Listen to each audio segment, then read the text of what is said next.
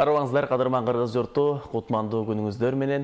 Быйыл Кара-Кыргыз автономдуу облустун түптөлгөндүгүнө 100 жыл деп жатабыз. Ал эми бул 100 жыл аралыгында өлкө кандай өнүгүүгө кадам алды? Же болбосо биз кантип өнүгүүгө карай багыт алсак болот? Өзгөчө жаштарды тарбиялап, жалпы эле ушул чүй жергесин эмес, республиканын булуң бурчунда, аймактарда кандай бир жаңы иштерди экономикалык жактан өнүгүүлөргө багыт алсак болот деген суроолорго жооп алуу үчүн коомдук ишмер, экономист Осмон Сааткеев агабыз биздин студияга келген. Анда эмесе маегибизди баштайлы. Саламатсызбы агай? Кутмандуу күнүңүз менен. Саламатчылык.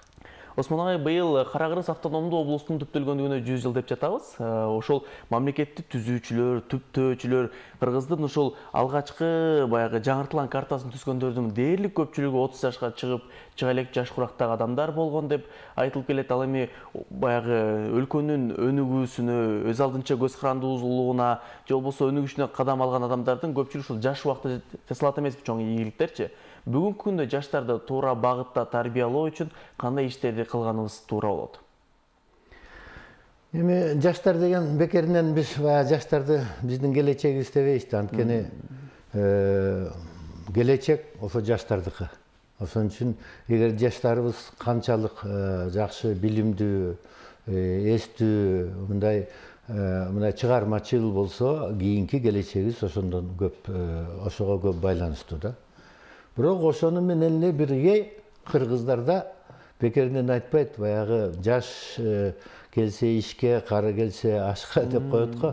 Баягы карынын сөзүн кепке сал деп бул мындай жашап калган элдердин, кишилердин, муундардын тарбиясы дагы, билими дагы, мындай тажрыйбасы да көбүрөөк да. Ошон үчүн мындай тегиз ала жүрбөсө, жаштар деген жаштар. Ошон үчүн ошо карылык мындай аксакалдык болгон тажрыйбаларыбызды жаштарга берсек, аксакалдар болду эми баягы жашыбыз келди деп үйгө жатып алганда, анда жаштарга эч кандай пайда болбойт. Ошо болгон акылыбызды, билимибизди, тажрыйбабызды ошо жаштарга берсек деп жүрөбүз да. Туура айтасыз агай. Ал эми чындап эле баягы өлкөнүн өнүгүшүнүн баягы негизги локомотиви булар жаштар экендиги талашсыз, анткени алар тоону томкорууга дагы даяр да. Болгону ошол кесипкөй, дасыккан мыкты жаштарды, айтистерди тарбиялашыбыз керек. Ар кайсы тармакта анан ошол жаштарга туура багыт жол көрсөтүүгө арналган китептердин бири десек болобу? Бул Тейлөө кооперативи ишкердин бешиги деген китеп. Эми бул китеп эмгек. Мен жалпы эле кыргыз элине тиешелүү деп айтам да. Анткени мына Советтер Союзу таркагандан кийин ал убакта баягы борбордо турган экономика деп баары тең Москвадан чечилчү да. Эл деген жеке менчик болгон эмес, баары өкмөттүкү болгон, өкмөттүкү, жалпы элдик менчикте болгон. Ошон үчүн баягы бир убактарда баягы жеке элдердин экономикага болгон баягы салымынан дагы зыяны көбүрөөк болуп. Баягы ошол убакта эсиңерде болсо, Аркадий Райкин деген бир Союзда бир жакшы юморист, сатирик бар эле, ошол айтып, ошонун бир эмеси бар болчу, сатирасы бар болчу да, сценкасы. Ошондо айтчу, ким каерде иштесе ошону уурдайт, имейт. В аптеке работаешь, аптекада иштесең, ватаң, дарың бекер, сүт чыгарсаң, сүтүң бекер дегендей, ар кимиси баягы көпчүлүк ууруу, баягы ташымай, анан жумушка көп мындай кызыкчылык жок. Баягы орустар айтып коет, они делают вид, что платят, а мы делаем вид, что работаем деп. Биз эптеп эле жумушка көрүнүп койсок, айлык жүрүп атат, эсеп жок. Баары жалпы элдик дегенден кийин акыры келип анан Советтер Союзу ошондон таркады да. Анан башында эмнеге келдик? Баардык эле ошо Советтер Союзунун элдери мындай жөнөкөй тил менен айтканда баары тең кой, бул система болбой калды. Өзүбүздү өзүбүз камсыздай албай калдык. Ошон үчүн жеке менчикке өтүшүбүз керек экен. Экономикабызды жеке менчикке багытташып керек экен, жана рынок системасына, базар экономикасына, мурунку биз баягы жамандап жүргөн капиталисттик системага, бул баягы табигый нерсе экен да. Ошого барышыбыз керек экен. Анткени кызыкчылык болмоюнча өнүгүү болбойт экен деди. Бул саясий багытта болсо, бул эл бийлиги болуш керек, демократия болуш керек деп, бул эки багытты алдык да. Эки багытты алып туруп жеке менчикке келдик. Бааларды эркин кой бердик. Базарларыбызда атаандаштык пайда болду. То есть башкача айтканда рынок механизмин түзүп алдык. Бирок эми ошол эле убакта мына 33 жылдан бери мындай өтө эл жыргап кеткендей болгон жок да. Анткени ошол эле убакта биз майда товар өндүрүүчүлөрдү пайда кылып алдык. Жерлердин баарын фермерлерге бөлүп бердик, айыл жериндегилерге, завод фабриканын баарын талап алдык, менчиктеп алдык. Мына ошол Союздун убагында кандай потенциалды Союз экспорттук мүмкүнчүлүгү Союздук. Дүйнөдө экинчи орунду ээлеген, Америкадан кийин эле. Биз кайсы көп бир топ продукция боюнча, товарлар боюнча дүйнөдө биринчи орунду алганбыз.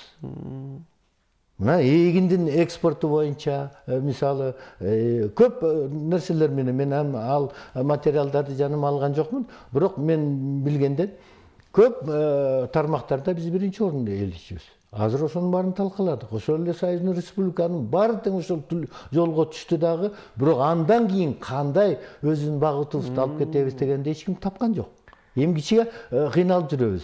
Эми суроо ушул жерден жаралат да. Мисалы, бүгүнкү күндө ошол базар экономикасы деп жатпайсызбы? Маселен, ошол сиз сунуштап жаткан долбоорлор бул кандай долбоор? Бүгүнкү күндө анын актуалдуулугу тууралуу сөз кылсак. Бул эң актуалдуу тема. Муну кылмайынча биз экономикабызды оңдой албайбыз. Анткени ишкерлер деген ким? Ишкерлер деген мына жерлердеги биздин жарандар. Айыл жеринде фермер, крестьяндар, дыйкандар, анан фермерлер, шаар жерлеринде өндүрүштө ар кандай бизнестин түрүндө сатуу тармагында болобу, кызмат көрсөтүү тармагында болобу, өндүрүш тармагында болгон ишкерлер. Булар азыр кандай? Менчиктин ээси бүгүнкү күндө мына Кыргыз республикабыздын менчигинин ээси ким? Жеке менчик жарандар, жеке менчик. Бардык байлыгыбыздын, экономикалык потенциалыбыздын 98,32% жеке менчик. Өкмөт эмне кылат? Өкмөт 1% колунда болгон байлыгы 40% дегенде 1%. Ошонткени өкмөт жалпы элди башкара алабы? Экономикалык жактан. Ошон үчүн эмне кылыш керек? Өкмөт кылат деп эле жата бергенде болбойт. Ошон үчүн жанагы ишкерлердин баары баштарын бириктириш керек. Бириктирип өзүнчө. Мына Союздун убагында канча деген ошол эле убактагы бизнес деп коелу, бизнес, баягы өндүрүш тармагы, бул экономиканын негизин түзгөн өндүрүш тармагында ошолорду айыл чарбасын камсыздаган, абсолют эткен ошолорду кыргызча абсолют эткен дегенде тейлеген кандай гана структуралар бар эле. Мисалы, бензин боюнча, нефтепродукты боюнча өзүнчө бир структура бар эле. Материальный технический снабжение боюнча, мындай камсыздоо боюнча Госнаб деген бар эле. Элди тамак аш элге керектүү товарлар менен камсыздаган эки тармак бар эле. Соода министрлиги, анан Центр Союз деген, биздин республикада Кыргыз Потребсоюз деген, кандай деген тармактык структуралар бар эле. Эми азыр алар жок да. Азыр баары тең базар, башаламан. Баягы орусча айтканда дикий экономика болуп атпайбы? Мисалы, бир эле жөнөкөй фермердин мисалында айталы. Бир фермер быйыл эгер жерин айдайт дей турган болсо, ал тракторун өзү издеш керек. Анткени ар бир фермерде трактору жок колунда. Экинчиден ошол үрөнүн издеш керек өзү. Бири базардан алат, бири таанышынан алат. Ушинтип кимиси каяктан болсо ушинтет. Анан ансыз келгенсип ал продукциясын өстүргөндөн кийин аны сатыш керек. Аны сатканга да чыгымы да керек, аны да өзү чечиш керек. Сатуу жолдорун өздөрү издейт. Бири базарга алып чыгат, бир ушинтип ар кимси жеке баягы бүтүн кыйынчылыктын баары моюнда болуп атпайбы? Эгерде ошолордун баарын биригип, биринчиден, мисалы, айыл жеринде болобу, бул шаарларда болобу, ошол территориалдык мындай аймактык биригүү да. Ошо бир жакын бир айыл болобу, же болбосо кичинекей айыл болсо, кичинекей бир эки айыл болобу, биригип өзүнчө бир сервистик баягы тейлөө кооперативтерин түзүп алышса, ошо тейлөө кооперативтери менен чогуу ошол жердин бүтүн потенциалын, табигый потенциалын, көлү барбы, жери суусу кандай, тоолу канча жайыты бар, канча малы бар, канча эли бар, канча ошол жерде жумушу жок жүргөн, же болбосо трудовой ресурсы деп коет, эмгек ресурсу бар. Алардын ичинен кандай баягы тармактардагы адистер бар. Баары тең азыр үйлөрүндө турат да, ар кимси өзү менен өзү, ошолор биригип, адистер өзүнүн жумушун кылып, мисалы консультация, ошол эле агроном, ошол эле ветврач, ошол эле зоотехник, ошол эле инженер, механик, ар ким өзүнүн тармагы боюнча мындай өздөрүнчө ошол жерге бир мындай сервис, тейлөө, элин, жалпы элин тейлеп иштебегендерге ошо эмнебиз бар экен, кайсы багытта өнүгөбүз, ар бир айыл, аны бул жерде кабинетте отурган, кабинет министринде отуруп, ар бир айылдын кандай мүмкүнчүлүгү бар экенин кайдан билет? Бүгүнкү күндө сурагалачы. Бир министр жооп бере албайт. Ар бир айылдын кандай мүмкүнчүлүгү бар экен, каерде канча жайыты бар экен, канча малы бар экен, кандай өсүмдүк өстүрөт, элинин потенциалы кандай экен, трудовой эмгек ресурстардын, ошолордун качественный сапаттык составы кандай экен, канчасы билимдүү экен, мисалы, ошолор ар бир жерлерде өздөрү самоорганизация деп коет, мына өз алдынча уюшуп, биригишип, анан алар райондук масштабка, областтык масштаб, анан республикалык масштабка мындай бир структура түзмөйүнчө, мына берген кредиттер да жетпейт. Анткени мындай болуп атат да, мисалы бир мындай жөнөкөй тил менен айтканда бир жер бакча деп коелу, бир чоң бакча. Ага өкмөт алып келди деп коелу, өкмөт деп коелу, ошо сууну алып келип жеткирип берди. Алып келип келгенден кийин андан арыктар болбосо кандай кетет? Сууну жайып ийет, ал бир нукка түшөт дагы, мурунку бир чоң нукка да. Ошондой эле болуп атат да. Мисалы, фермерлерге бердик деген кредиттери арзандатылып берген. Биринчиден, ал жетпейт элдин баарына. Болгону бир 400 миңге жакын фермер болсо, бир 10-15 миңине жетет. Экинчиден, ал ошол акча ошол элге мындай тегиз жетеби? Жетпейт. Тегиз мындай калыс жетеби? Жетпейт. Карапайым мындай мисалы киши болсо, банкка барса, толтура документ берет, мынанын баарын толтуруп кел деп, анын баарын толтурганга мүмкүнчүлүгү жок. Бак мүмкүнчүлүгү болгон күндө дагы залогу жок дейт. Мисалы, күрөөң жок экен, үйүң начар экен, же малың аз экен дейт. Анан баягы эле машинеси бар, эки этаж үйү бар, бутуна туруп калган фермер алат. Ага ал балким ал акчанын кереги эле жок, бирок арзандатылган акча болуп атпайбы? Ошол эле акчаны алып, ошол эле фермер бөлөк бизнесин жасайт. Ошол эле 8%-тен ушундай өзүбүздүн чоң эле бакыйган кызматкерлерибизде болбодубу? Өзүнүн килейген банкы бар, өндүрүшкө деген жана өнүгүү фондунан $17,5 миллион алып, соода түйүнүн бүтүрүп, өзүнүн эле банкы 24% менен берип атат. Депутаттар чырылдап чыкты, айланайын. Сен 6% алып атасың бияктан. Өзүңдүн соода түйүнүн бүтүрүп атам дейсиң. Биякта өзүңдүн банкыңда 26% менен берип атпайсың белге. Сен ошолдо ортодо акчаны өзүң банкыңа берип эле канча деген пайда көрүп атасың, деди эле жыйынтык эмне болду? Мен иш ошол тиги соода түйүнүн бүтүрүп алсам, ал жерде 1000 деген жумушчу орун түзүлөт. Канча деген элдер ошол жерде оокат кылат деп. Акыры эмне болду?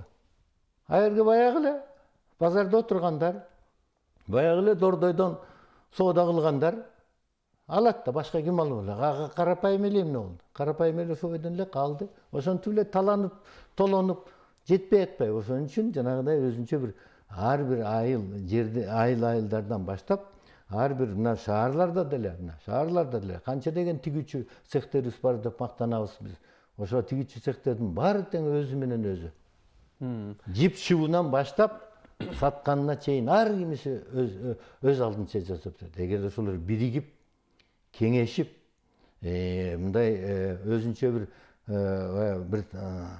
эметсе, тиги иш жүргүзсө, ал канчалык натыйжалуу болот эле. Жакшы, ал эми мисалы кооперативдер баягы кай жерлерде башталыш керек, анан негизи анын бүгүнкү күндө артыкчылыгы тууралуу сөз кылсак. Анткени баардыгы эркин, өз алдынча ой жүгүртүп, өз алдынча өзү каалаган нерсени иштетүүгө көнүп алды да. Маселен, ошол эле жерге кайтып келе турган болсок да. Маселен, бирөөнүн бир 5 гектар, 10 гектар жери бар. Анын бири 2 гектар жерине кант кызылчасын айдайт, андан кийин тоют өндүрөт, жана башка өзүнө керектелүүчү азыктар менен камсыздоо үчүн айдайт. А эгерде ошондой эле бир кооперативдерге бирге турган болсо, баардыгы биргеликте бир эле ошол культураны айдаганга туура келип калат да. Жок. Бул жагынан дагы жаңылыштык ушундай ойлор бар да. Бул мен сунуштап аткан кооператив мурунку колхоз совхоз эмес. Мурунку колхоз совхоз же болбосо азыркы күндө биздин статистикада өтүп аткан 450 57 ар кандай 450-нин тегерегинде кооперативдер жүрөт. Бул мурунку система менен, мурунку баягы система менен түзүлгөн кооперативдер да. Бул мен сунуштап аткан кооперативде ишкер, мисалы жана сиз айтып аткан эле фермер өзүнүн каалагандай эркин болуш керек.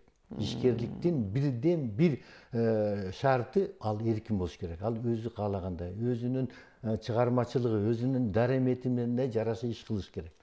Бул кооперативге бириккен себеби ошого керектүү нерсени кооператив жасап бериш керек. Ал өзү жаңыз чуркашы керек эмес. Мисалы, ошол эле сиз айткан фермердин эмесинде айталы. Мен фермермин, мен кооперативге кирдим. Анан кооперативдин алдына эмдиги жылкыга кыла турган өзүмдүн өз алдымча ойлогон кыла турган ишим менен баягы бизнес планым менен барам. Кооперативдин башкармалыгы ошо тейлөө кооперативи карайт дагы. Алар баягы жерлерде бири-бирин билишет да. Жери бар экенин билет. Болгон материалдык тиги каржылыгын билет эмнесин. Анан ага эмне керек? Мисалы, ага жерин айдап бериш керек. Аны планга алат. Кредит керек. Мисалы 80% өзүнүкү бар, бир 20% ага бир убакка акча керек. Насыя керек. Насыя керекпи? Консультация керекпи? Кеңеш керекпи? Адистин кеңеши керекпи? Анан жыйнап бериш керекпи? Жыйнаганга мисалы техника, ага да комбайн мисалы керек. Комбайн же болбосо косилка дегенде баягы тиги чөп чапкан, эгерде беде айдаган болсо, эмне кызмат керек? Ошонун баарын тең кооператив өзүнө алат дагы. Экөө жанагы өндүрүштүк планын бекиткенден кийин экөө келишим түзөт. Сага айткан убагыңызда, сизге айткан убагыңызда барып трактор жериңизди айдап берет. Баасы, эгерде жалпы ошол убакта базар баасы, турукталып калган базар баасы мисалы 1,5 миң сомдон болсо гектарын айдаганын. Кооперативге мүчөлөр да, ошол техниканын ээси дагы кооперативге мүчө болуп кирет да. Ошол кооперативтерге мисалы 1400дөн мисалы 10-15% арзаныраак. Ошону. Значит, үрөн керекпи? Үрөнүңдүн түрлөрүн 2-3 түрүн сунуштайбыз. Каалаганым мен мынау түрүн алам, суга токтодум десе, ошо сун алып барып берет. Сээп бер десе, сээп берет. Ал фермер ошо өзүнүн эле талаасында болжолдошкон күнү тосуп алат. Баягы эмесин алат, кызматын алат. Ошого кол коюп берет. Кол коюп, баягы аткарылган ишке аткарылгандан кийин кол коюп берет. Андан кийин ошол кишинин эсебинен, өзүнүн жанагы акчасынын эсебинен, жетпегенин жана насыянын эсебинен жаап берет дагы. И продукт кийин бүткөндөн кийин ошо келишимде жанагы алган пайызын, алган насыясын, анын пайызы менен кандай төлөйт, аны дагы өзү билет. Жок, мен продукциямды өзүм сатам. Мен алган пайызым, акча эме насыямды пайызы менен өзүм төлөп берем. Акчалай төлөп берем десе, акчалай төлөп берет. Жок, мен ошо алган түшүм менен ошол убактагы турукташып калган баа менен берем кооперативге. Анан калганын өзүңөр сатып алгыла десе, ошол келишим менен аныкталат да. То есть берде биринчи бул бир артыкчылыгы болуп атабы? Ар кимиси бир эле ишти ар кимиси, мисалы бир айылда 300 фермер болсо, 300 фермер талайдаш керек, эгин себиш керек, малды ошол жумуштарды ар кимиси өзүнчө кылбай, ошону жанагы биргеликте баягы уюшкандыкта ошол кооперативдин, тейлөө кооперативи ар бир кызматкерге жасап берет, алып келип берет. Ошол ишкерге жасап берет. Ал ишкер ордунда эле текшерип алып, анан өзүнүн бизнесин баягы жасай берет да. Көп нерседен арылат. Анан бул кооперативдин дагы бир жакшы жери, бул жана уставдык фонд чогулат эмеспи? Ал уставный фонд мурунку кооперативдерде ал уставный фонддун эсебинен башкармалары, баягы күнүмдүк кооперативдин чыгымы ошонун эсебинен кетчү. Азыр кетпейт. Бул уставдык фонд банкта депозиттик счетто көбөйүп гана турат. Мисалы, бир 8-10%тен азыркы күндө 11-12%ке чейин банктар орточо депозит болуп атат. Ошол депозитте көбөйүп турат. Ал уставдык фонд жанагы алган каржыга биринчиден баягы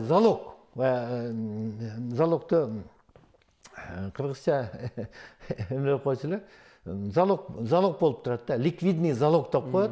Баягы туруктуу мындай залог болуп берет. Банк менен кооператив кредиттик келишим түзгөндө дагы ага жеңил. Анткени банктын деле кызыкчылыгы анын, мисалы кооперативдин жанагы койгон күрөөсү эмес, баса күрөөсү эмес. Анын кызыкчылыгы өзүнүн акчасын пайызы менен кайтарып алыш. Акча, банктын продукциясы акча. Ал акча күрөө турат. Жетпегенине жанагы мүлкүн алышы мүмкүн. Бирок основной негизгиси жанагы турат.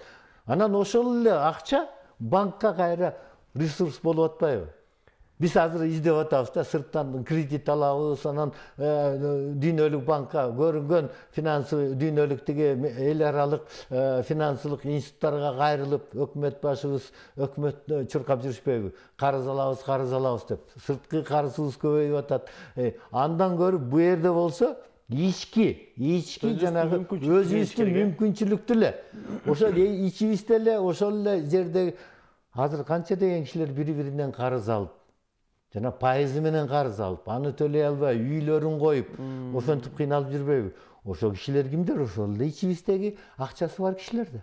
Ошолордун акчасы деле кооперативге иштесе, ошо мисалы иштесе, ал бир гана депозиттен башка, ал ошо кооперативдин кийин алган пайдасынан дивиденд алат да. Ар ким салган үлүшүнө жараша дивиденд алат. Анын үстүнө кооперативдин мүчөсү болгондон кийин сен кооперативден алган кызматыңды, көргөн кызматыңды, алган товарыңды дагы 10-15% арзан алып атпайсыңбы? То есть биз ушу кымбатчылыкка эмес, кайра элдин турмушун арзандатканга, стабилдүүлүккө бул түрткү болуп атпайбы? Эми ушул проектти мен Атамбаевтан бери жазып жүрөм. Атамбаевтан бери канча жолу бу премьер министрлерге жолуктум.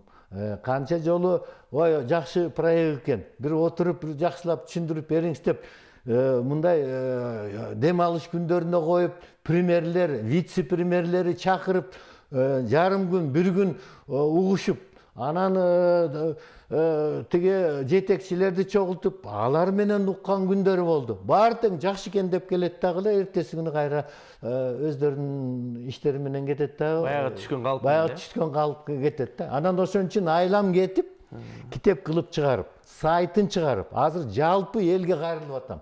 Айланайын, кыргыз журтум, журтчулук бириккиле, ынтымакка келгиле, уюшкыла.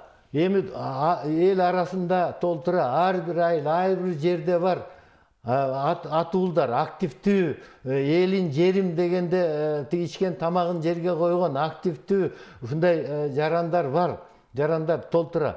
Жок дегенде силер бирке ошолор бирке мындай ошолорго жеткирели. Ошолор түшүнсө, ошолор жетсе анан алар өздөрү андан ары элдери менен сүйлөшүп, ушуну уюштуралы деп атайын сайтын да ачып, азыр тиги Төрөбаевга айыл чарба министри, айыл чарба суу анан кайра өндүрүү министри болду го, биринчи вице-премьерибиз.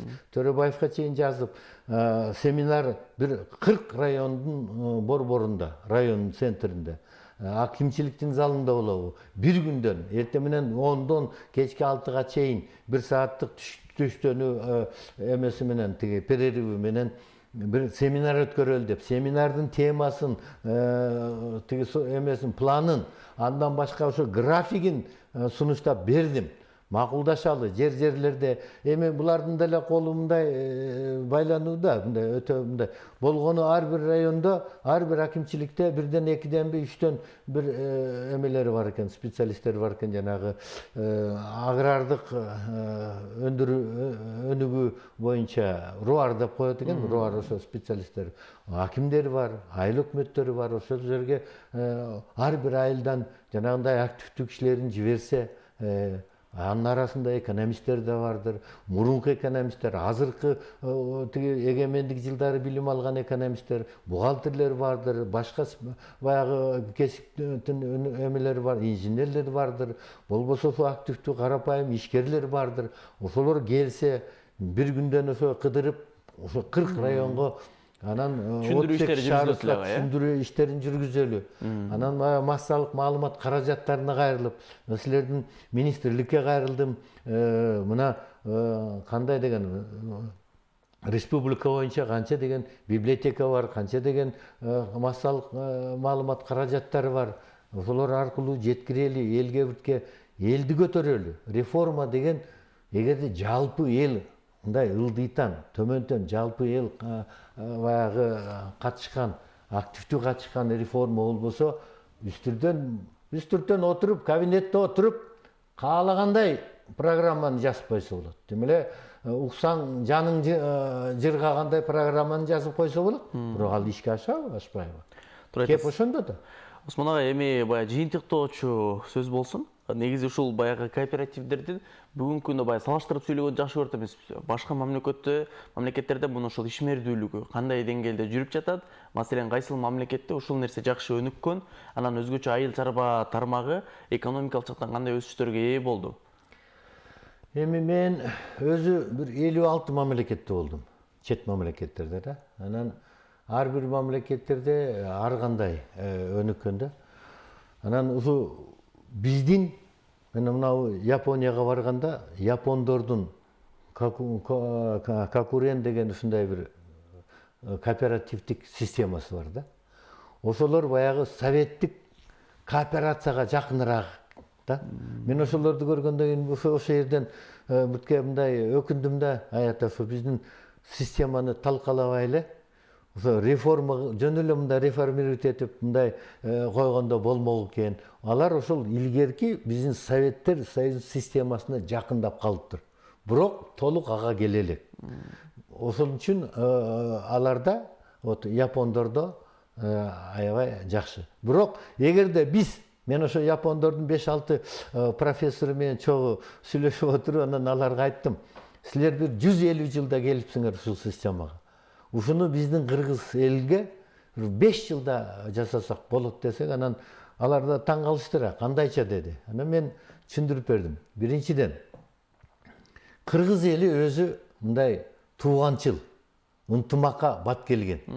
Анан баягы орустар складчина деп коет, бирдемеге мындай коркутканга эмес, жакшылап түшүндүрсө, бирдемени тез илип алган. Анан ошого жеткен дилгир эл, биринчиден. Экинчиден, биз Советтер Союзунун убагында ошого силердикине жакын ушул системага жакын системаны өткөнбүз. Ошол кадрлар азыр дагы бар. Мына ошол кадрлар бизбиз. Мисалы Советтер Союзунда алган плановый экономика деген. Плановый экономиканын дагы жакшы жерлери көп да. Мен азыркы балдарга айтсам, ай плановый экономика болбойт, азыркылардын баары тең эле баягы сырттагы тиги рынок экономикасын көбүрөөк окуп, плановый дегенде эле түшүнүшпөйт да көп. Анан мен бир эле нерсени айтам. Мына плановый экономиканын бир жакшы жерин да, кемчиликтери да бар. Ошо кемчиликтердин асабынан биз таркадык, союз таркады. Бир жакшы жер нерсеси. Полубелый же болбосо жанагы нан. Бир бөлкө нан. Владивостокта да 16 тыйын, Калининградта да 16 тыйын, Кушкада да 16 тыйын, тиги северде Диксонда да 16 тыйын болгон, мисалы да. Ошондой бардык жерде бирдей баа болгон. Бул ошол пландоонун бир жакшылыгы, бир эмеси, өзгөчөлүгү. Анысы кандай? Ар кандай ишти кылаарда биринчи пландайсың да. Жок, дики, мындай ар кимиси жөн эле оюна келгенин кылбайт да. Ошону пландандаш. Андан кийин дагы кыргыздын да бар артыкчылыгы. Япондордо көпчүлүгү 70% фермерлери күрүч себет экен. Калганы 30% калган башка өсүмдүктөрдү башка менен алектенет да. Эми күрүч деле же болбосо ошо салыштырмалуу биздин буудай деле бир эле убакта өсөт да, мисалы да. Фермерге кайсы убакта акча керек? Фермерге мартта, мисалы бизде февралдын аягы марттан бир августка чейин, кызылчаныкы, жүгөрүнүкү балким бир сентябрь, октябрга чейин керек. То есть орточо алганда бир 7-8 айга алды, 6 айга керек. Мисалы арпаны сепсең, мартта мисалы тиги себилген, былтыркы себилген арпа, же болбосо быйылкы себилген арпа, мартта, апрелде сепсе, мисалы сезонунда, июлда, августтун ортосуна жетпей баары чабылып калат. Эгин жийип аласың. Тигилердин фермерлери деле ошондой. Алар баягы күрүчтү себеттагы күрүчтү жыйнап алат, андан кийин бош. Аларды кайра бирдеме менен кызмат кылыш керек да. Айла жок, шаарларга же болбосо жана коммуналдык службаларга же шаарларга, заводдорго кетет экен. Мен айтып атам, бизде жакшы жери фермерлерибиздики жайгышы. Анткени бизде талаачылык менен малчылык бирдей жүрөт. Жазында фермерлердин баары болгон колунда малдарын жайлоого айдайт, чогултуп айдап жиберет. Эгин талаларын себишет, эгин менен алек. Эгин чаап алган кезде жайлоодон мал түшөт. Кышы менен ал малды багыш керек. Фермер жайгышы. Кыргыздар тынбайт дедиңиз. Тынбайт. Анан ушундай бир эмелер да, тиги артыкчылыктардын бир 5-6 эсептеп бердилем, анан алар күлүп, жакшы экен, андай болсо аракет кылгыла демишетти. Эми ошол аракетти ошондон бери жүргүзүп келатам. Эми быйыл болгону баягы мындай түшүндүрүү иштерине, жалпылап түшүндүрүү иштерине кабыл алса да барды. Эми кабыл албаганга айла жок. Ар кимибиз өз арабыбызды тартып эле, королорубузду жаап эле, ар кимибиз өзүбүздүн коробуз менен чектелип калсак, өнүгө албайбыз. Анын үчүн кыргыз башынан демократияны сүйгөн, тууганчылыкты, мына кеңешип кескенди сүйгөн, ынтымакка жакын элбиз да. Ошону биз бүгүн кылсак, Кайра СНГ, башканы айтпайын, СНГ мамлекеттеринин биринчи мамлекети болуп өсөбүз. Өзүбүздүн ордубузду ээлейбиз да. Ошого барышыбыз керек. Ошон үчүн кыргыз элине дагы жолу кайрылат элем. Айланайындар, биригели, ынтымакка келели. Ар кимибиз өзүбүздүн жерибиздеги болгон мүмкүнчүлүк, мүмкүнчүлүгүбүздү бир сыйра анализдеп көрөлү, акылдашалы. Ошол болгон тиги мүмкүнчүлүгүбүздү кандай пайдаланабыз? Кантип пайдаланабыз? Аны акылдашып, кеңешип өнүкпөсөк, өзүбүздүн өнүгүү багытыбызды таппасак, өнүгө албайбыз. Миллион берсин, миллиард алалы, андан эчтеке чыкпайт. Бая ичкендер ичет, жегендер жейт. Бая кумга куйган суудай болуп сиңет дагы кетет, биз өнүгө албайбыз. Аны мына 33 жылдагы эгемендик жылдары бизге көрсөттү. Аны айтып татабыз, жаман көрүнүп татабыз. Андан мындай жыйынтык чыккан жок. Өкмөтүбүз айла жок. Азыркы мисалы биз жанагындай анализ болбогондон кийин өкмөт эмне менен алек болуп атат? Бул жыйынтыгы менен, себеби менен эмес, жыйынтыгы менен алек болуп атат. Бая өрт өчүрүштөй да. Бир жерде өрт чыкса, өчүрүп коет. Барат өчүрөт. Андан кийин айтат. Бул эмнеден чыкты? Кандай чыкты? Эмне кылыш керек экен деп анан айтат. Да, айтат. Ага чейин себебин өкмөттүн функциясы. 1848-жылы Карл Маркс өзүнүн критика политэкономия деген эмгегинде болсо керек эле өкмөттүн функциясын белгилеген. Аны кийин Ленин апрельский тезиси или жанагы государственная революция деген эмгегинде при развитой капитализмде убагында өкмөттүн функциясын мындай развивать эткен да, өнүктүргөн, ошол берген. Ошондо эле белгиленип калган. Өкмөттүн өзүнүн функциясы бар. Бизнеске өкмөт киришпеш керек. Бизнеске өкмөт только шарт түзүп бериш керек. Өкмөттүн өзүнүн функциясы, анын өзүнүкү. Коргоосу бар, тартип сактоо, карылар жөнүндө баягы камкордук, жаштар өсүп келаткан жаштарыбыз жөнүндө камкордук, ден соолук, мисалы бул здравоохранение, ден соолук, жанагыдай ар бир коомдо мындай табигый эмелер бар, инвалидтер, жарандар болот. Анан приобретенный деп коет. Мисалы баратып турмуш убагында болгон инвалидтер, жанагы жарандарыбыз бар. Ошол сыяктуу ар кандай өзүнүн функциясы бар. 14-15 функциясы бар. Анан жок, өкмөт кылат, өкмөт чечет деп эле отура берсек, биз турмушубузду оңой албайбыз. Кыргызда жакшы бир макал бар го, илгертен. Атадан алтоо болсоң, ар жалгыз башта бар деп. Экономика деген ар бирибиздин байлыгыбыз. Бул экономика деген сөз өзү грек тилинен, байыркы грек тилинен алынган, бул үй чарбасы деген сөз. То есть мындай кыргызча айтканда, ар ким өзүң оокатыңды кандай уюштурасың, кандай кыласың, кандай мүмкүнчүлүгүң бар, ошол экономика деген ошо. Эгерде ар бир жаран бай болсо, үй бүлө бай болот.